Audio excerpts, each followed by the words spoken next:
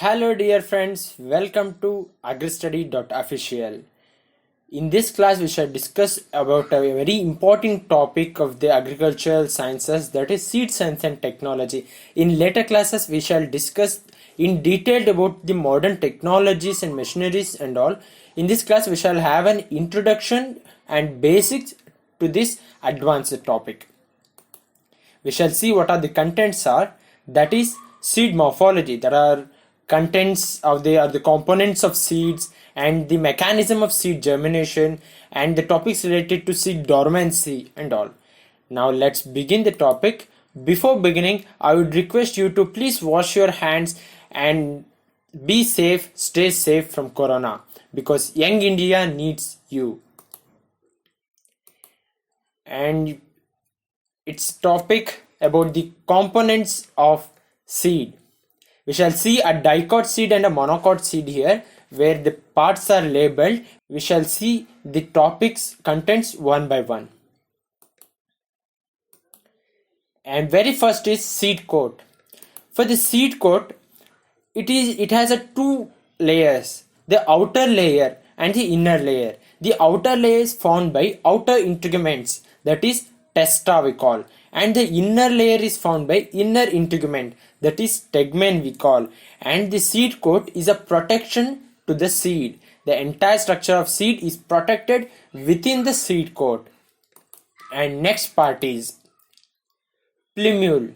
Dear friends, please look at here. There is a part with a plumule. It is a miniature shoot of the germinating seed, because this is the part that develops above the soil and brings a shoot for the plant. That is first terminal bud of a plant. We call it as first terminal bud. Next, first vegetative shoot of the plant, and it is the first vegetative shoot of the plant. And this part is covered by coleoptile. Dear friends, we have read about some of the discovery of the auxin, where the coleoptile played a major role, and such coleoptiles will be present in the tip of the shoot. So it has a protective cover called as coleoptile. Next important part is radicle. Dear friends, you can see a radicle here. This radicle is very important because it is the miniature miniature root of the plant. That is, the entire root has been reduced, the rudimentary root of plant compressed in the embryo. This is the embryo, and this is compressed here, which will develop into a separate root when it is grown. And it has a protective cover called as coleorhiza. Please remember friends, plumule has coleoptile and the radicle has coleorhiza. Next part is cotyledons. Different cotyledons are very important, and we know only in the seeds that there are two cotyledons or one cotyledons, but the cotyledons are very important because they develop into first leaf. We call them as cotyledonary leaves. They are compressed seed leaves.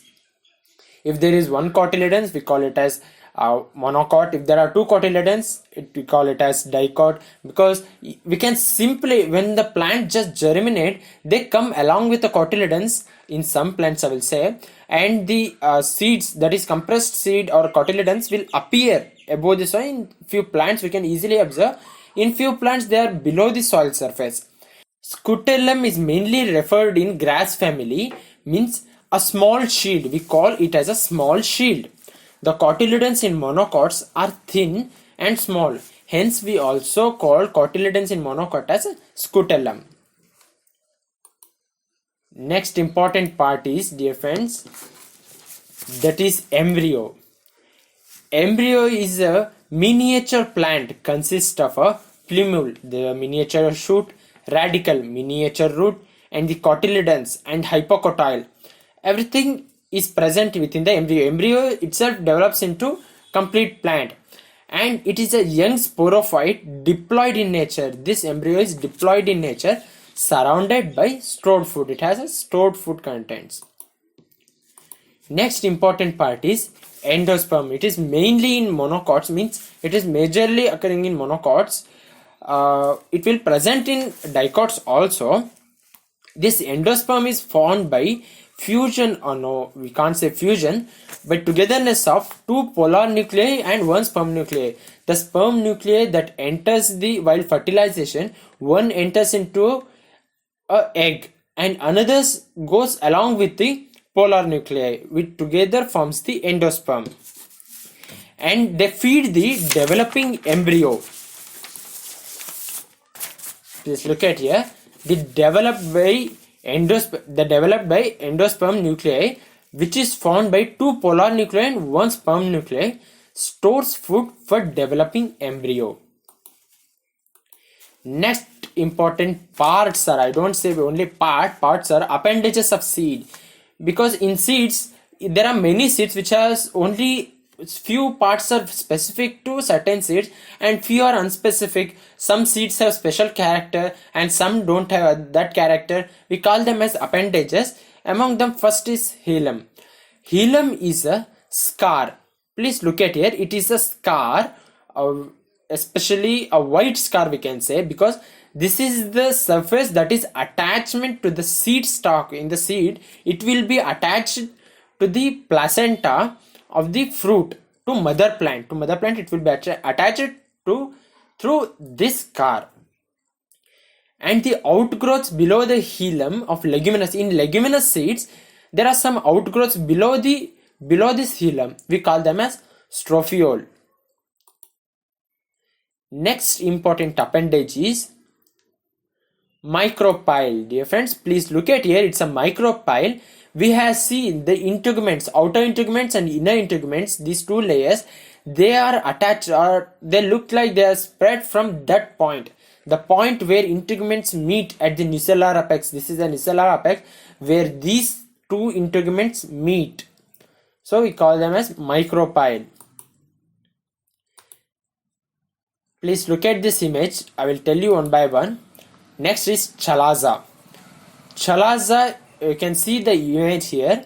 It is an attachment opposite to micropyle. In the previous slide, we have seen the micropyle where the integuments meet, and just opposite to the micropyle, we call them as chalaza. Please look at this image. This is a chalaza, just opposite to the micropyle. Next, rapha.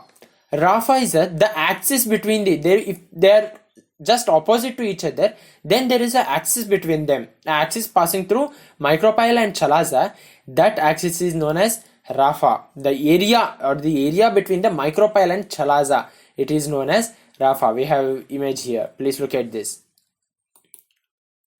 And next important part is, dear friend, it is majorly in castor seeds. We call them as caruncle. In this seed, this is the part we call as caruncle, which means white spongy outgrowth of the micropyle. In the micropyle, if there is a white spongy outgrowth, if it has outgrowth there, we call them as caruncle. I will show the real image. Please look at in this image. There is a caruncle which is a outgrowth from the micropyle. Next important appendage, in the example of nutmeg. This is a nutmeg, friends. In this, we call them as arils. Aril is the appendage here. Look at this. This is the colored flesh mass present on the outside of the seed.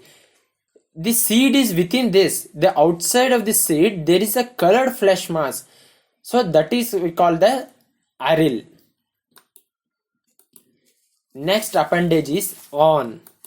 You can see in this image there is a growth among them. That is, it has been elongated from here. That a bracts, we say bract tip was elongated here to develop into on. In rice nowadays we don't have on in our species, but there are on rice also. In wheat we can usually see the ons. These are actually a thorn-like projections at the tip of the seeds. Next important is the hairs. You can see a cotton here. In the cotton there are hair growths. A real image of a cotton here. Here you can see the small hairs, and you can see the diagram here. In this, there are hairs are grown. There are minute threads on this seed. There are various performance or the functions of this seed. In this we shall see just the components and all. Next appendage is wings, friends. You can guess the seed. This is a moringa seed. In this seed you can see wings here. See, look at the wings here. So it is the important appendage of the moringa seed. It is a papery structure. We can say it's a papery structure here that is attached to the side of the seed coat, or a specific side, or all sides. Next, some important notes about seed functions, because we have seen just what the seed components are. There are some structures that is very important. Nucleus of the ovary after fertilization become perisperm.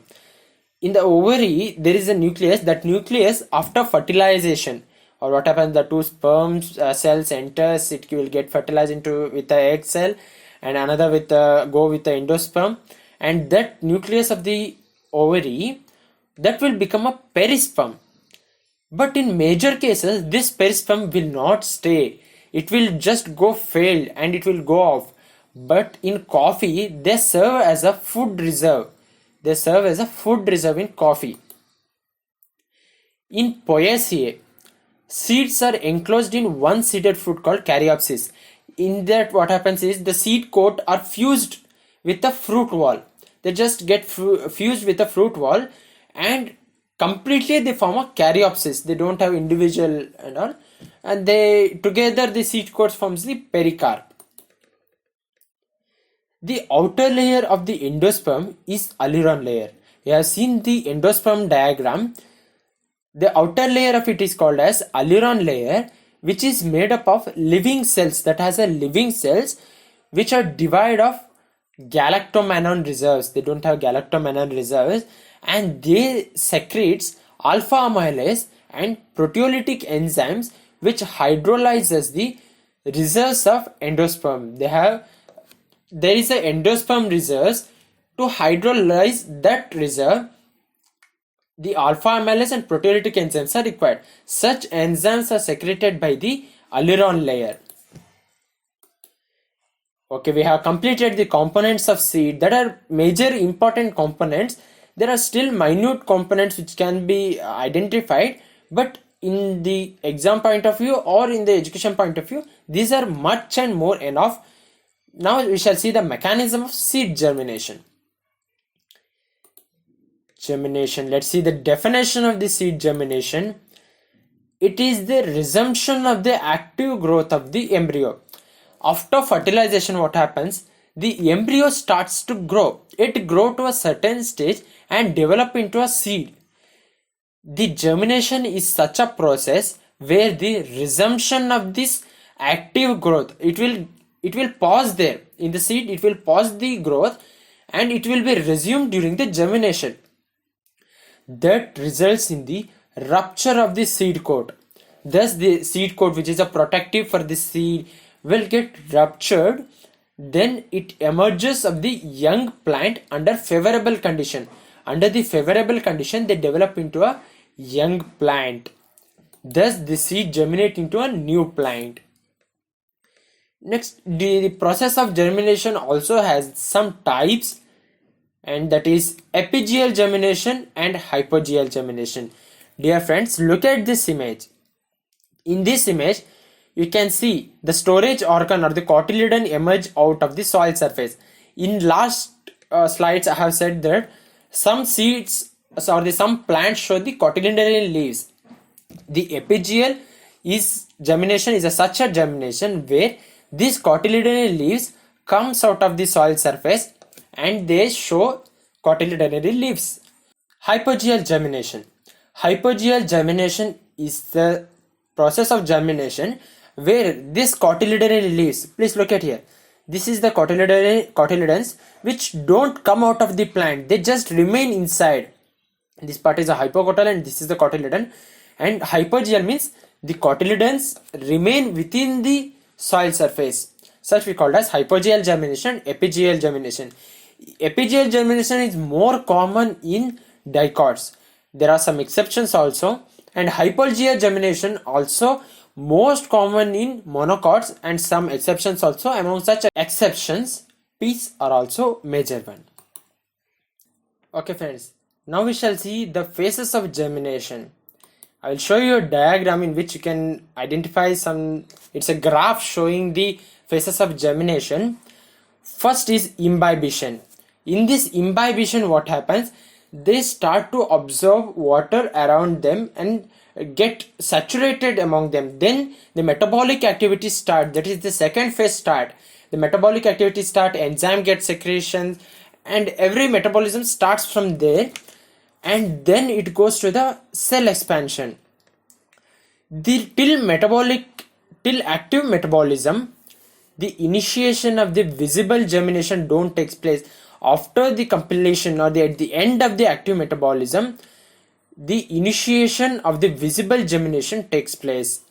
And after the initiation of the visible germination, this cell expansion takes place. That the symptoms or the symbols are shown. The visible germination procedure can be appear above the soil from this point. Next, factors affecting seed germination. What are the important factors? There are two types of factors. One is internal factors and external factors. Among the internal factors, what happens is seed maturity is a very important thing, because if the seed is not matured enough, or if it has not come to a level where it can resume its growth activity, then the germination will not be much successful. There might be some abnormal symptoms and all. And the second internal factor is mechanical damage. Mechanical damage means if the seed is damaged, or by the natural way, or by the human or induction something, if it is mechanically damaged, or the important part of the seed germination don't have within them, then the germination don't take place. These are the factors that is responsible within the seed, that are internal within the seed factors. Next is external factors. Externally, what are all things that affects the germination? One thing is water. Water is a very essential. I said for the imbibition, if there is no water, then the germination will not be successful. Some seeds are there, they require very little much of water. Some seeds require much more amount of water and all.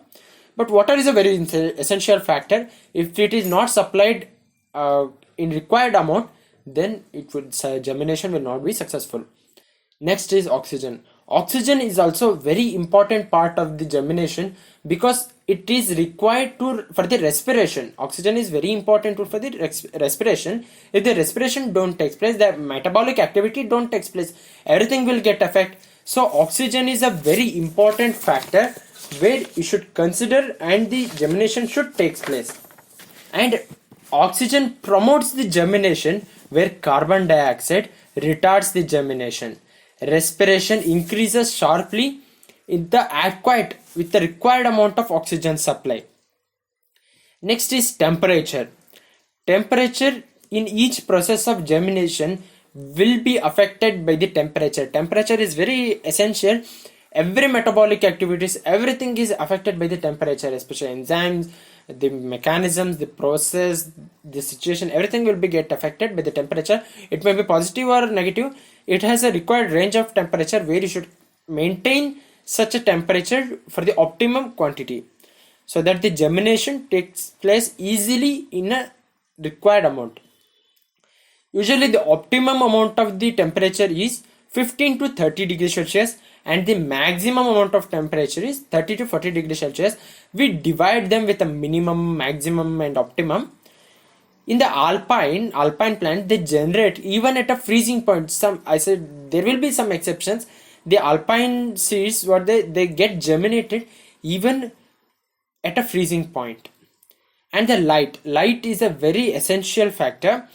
Light intensity, we call them. There are two components of light which get affects, that is light intensity and light quality. Light intensity means lux.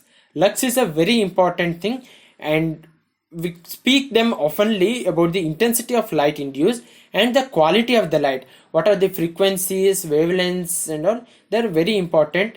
Color and lambda, that is wavelength, are very important for the light quality to influence the seed germination. Next, soil factors. If everything is good, soil should also be a very good content to influence the seed germination. That is soil structure, soil texture, soil temperature.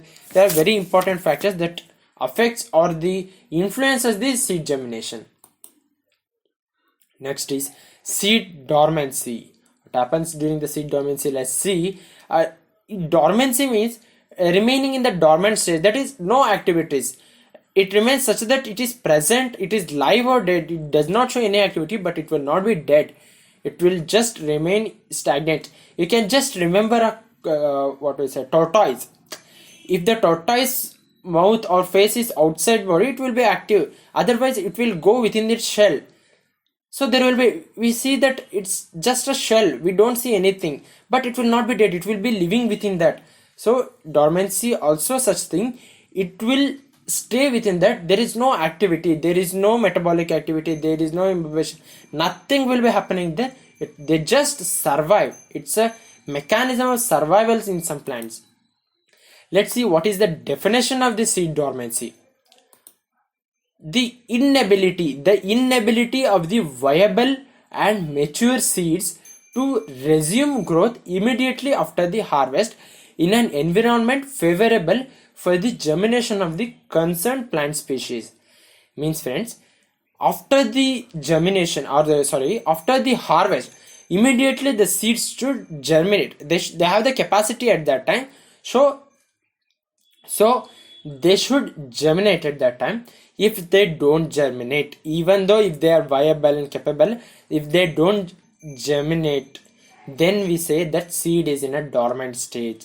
Even in the favorable condition, if it does not takes place, then the seed is in a dormant stage. Such a process is known as seed dormancy. Next, let's see what are the types of the dormancy. There are two types of the dormancy. One is true dormancy, another is enforced dormancy. True dormancy is also called as primary dormancy, innate dormancy. True dormancy is due to chemical or anatomical features of the seed. Within the seed, there are some factors that are responsible for the dormancy, some chemicals and all.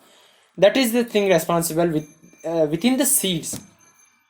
Enforced dormancy is, it is imposed and it is influenced and due to the unfavorable conditions. Sometimes they're enforced, they're made forcibly to survive in such mechanisms.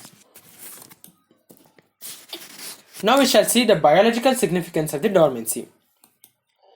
Advantages. Advantages means what are the importance of the dormancy? That is, they can pass through adverse conditions. They can pass through adverse condition means if there is unfavorable condition, they just survive there. It's a survival mechanism. See, it acts as a survival mechanism. And in situ germination is prevented. In situ germination means, friends, if the rain occur during the harvest time, then automatically some pulses germinate the seed. Such process is not favorable. That is, such seeds are not received in the market. So that can be prevented by dormancy.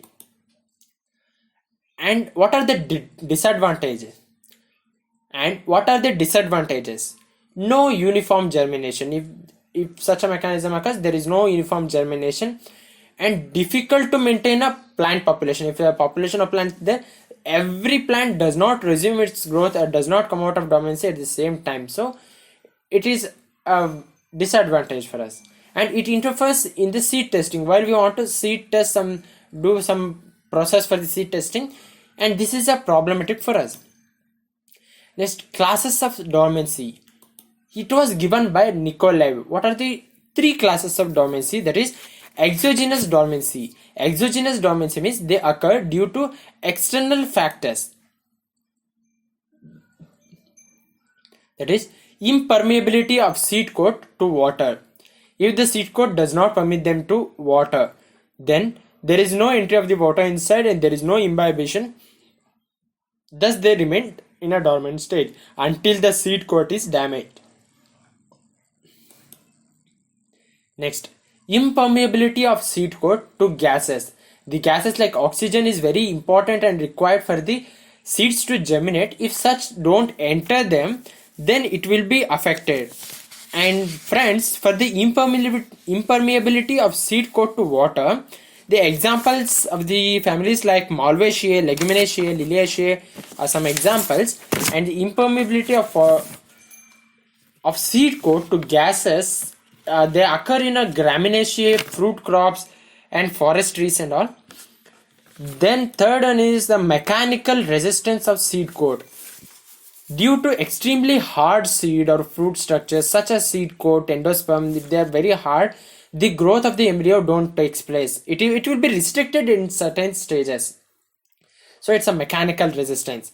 Then inhibitors present in seed coat or endosperm. These are the external factors that is not within the embryo. We don't speak about the embryos here because embryos is an internal factor. Seed coat and endosperm are the external. If there are some inhibitors or some chemicals that inhibits the germination are present in seed coat or endosperm, then the germination will not take place. Like for example in barley, aflatoxin, in squash, diclobenil, and in tomato, ferulin and caffeic acid. Such. Now we have seen exogenous, now we shall see endogenous dormancy. It is a second class of dormancy by Nikolai. Incomplete embryo development. What happens is incomplete embryo development takes place. If the growth takes place to a certain stage, then only the germination takes place. If the growth is not complete, if the embryo is not capable to develop or resume its growth, then it can't develop into new plant. Examples in a Palmaceae, Agnolaceae and all. Then inhibitors present with embryo. If the inhibitors are, I said about inhibitor present in the seed coat, now we shall see inhibitors present in the embryo itself. If the inhibitors are present, then it will not allow embryo to develop a growth or resume its growth. Then the dormancy occurs. Next is a combined dormancy. In a combined dormancy, what happens is a dormancy by a combination of two or more factors which act in a complementary fashion. They act in a complementary fashion. It is a combined two or more dormancy occurs here. Now I see in the dormancy classes and all. Now we shall see how we can break dormancy. We should know mechanism to break dormancy also. We have a natural breaking of a dormancy. It can be naturally break. That is, if there is in a suitable environment condition or the impermeable seed coat are present, become permeable due to rupture by natural agents. If the natural agents come and rupture the seed coat, then they get a permeability to develop into a new plant, that is to germinate. That's just a simple mechanism where naturally dormancy can be break. And in an artificial medium, through treatments we can break the dormancy. Such treatments are like seed coat treatment. For the seed coat treatments, we also call them as a scarification. Among scarification, there are three types. That is acid scarification through concentrated H2SO4 or HCl. Then the thermal scarification. In the thermal scarification, we treat them with a different temperature and different gases. Thus, the dormancy can be break. Next, mechanical scarification. In this mechanical scarification, the rubbing of seeds on sandpaper or by mechanical scarifiers. Thus, it can be resumed. That is, the dormancy can be break. And making a small incision by piercing a needle. You can make a small hole. We can break the unity, that is making a small hole, piercing a needle. You give a path to germinate. Next is removing of entire seed coat. You will remove, or you just remove the entire seed coat, and thus you encourage the germination. You have seen now the artificial method. That is next by artificial seed treatment that are. Now we shall see the embryo treatments in artificial method. In the embryo treatments, what we do is stratification is the first procedure, where incubation at a suitable low temperature. You will incubate them at a suitable low temperatures of 0 to 5 degrees Celsius over a moist substratum before transferring them to optimum temperature. There is an optimum temperature where germination takes place. Before transferring them to there, you keep them in a moist substratum of a low temperature to 0.0 to 5 degrees Celsius. Next, high temperature treatment. In this treatment, what happens is incubating them at a 40 to 50 degrees Celsius for few hours to 1 to 5 days. It is found effective. There are many ways or the duration to treatment, but 40 to 50 degrees Celsius for few hours to 1 to 5 days with respect to seeds, that is found effective. Then a third treatment is a chemical treatment to the embryo, that is you can treat them with the GA3 gibberellic acid at 100 ppm, or you can treat with them kinetin in a 10 to 15 ppm. Next, thiourea from 0.5 to 3%. Next, miscellaneous approaches. We have seen the important embryo treatment, seed treatment. Now we can see some of the miscellaneous approaches what has been done. Exposing seeds to light. You can just expose them to light, then it is found effective in some seeds. Then you can give a pressure treatment, and you can give a infrared radiation. These are also modern mechanisms where it is found effective. And magnetic treatment, sometimes magnetic treatment also found effective in this. Dear friends, thanks for watching with this video. I hope this will be very helpful for you to understand the basics of the seed. Please, if you like the video, like them, give and share them with your friends. Comment them, give your suggestions in the comment box. Please subscribe to the channel agristudy.official in the YouTube and Facebook agri/study, in the Instagram agristudy.official.